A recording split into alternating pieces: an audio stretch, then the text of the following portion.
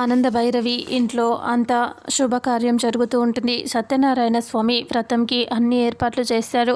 అక్కడికి చుట్టాలు, బంధువులు, చుట్టుపక్కన వాళ్ళు అందరూ వచ్చేస్తారు. అప్పుడు శరణ్య అందరి దగ్గర ఇంట్లో అటు ఇటు తిరుగుతూ కలివిడిగా కలిసిపోయి అందరితో చలాకీగా మాట్లాడుతూ ప్రేమగా మాట్లాడుతూ కలిసిపోతుంది.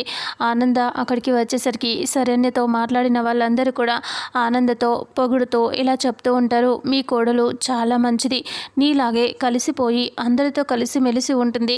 ఇంత మంచి అమ్మాయిని మేము ఎక్కడ చూడలేదు. ఈ రోజుల్లో ఇలాంటి అమ్మాయిలు దొరకటం అదృష్టమే.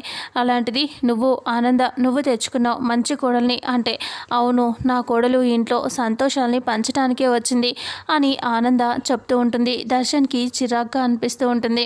ఇక శరణ్య లోపల కిచెన్లో స్వీట్ అంటే పాయసం అన్ని రెడీ చేసి పెడుతుంది పూజ కోసం. ఇంకా అప్పుడు అనన్య అలాగే కాంచన ఇక్కడ పొగుడుతూ ఉన్న మాటలు విని, నిన్ను పొగడనిస్తానా చూడు ఏం చేస్తానో అని లోపలికి కిచెన్లోకి వెళ్ళిపోయి మొత్తం అంతా ఒక ఓపెన్ చేసి విషం కలుపుతుంది.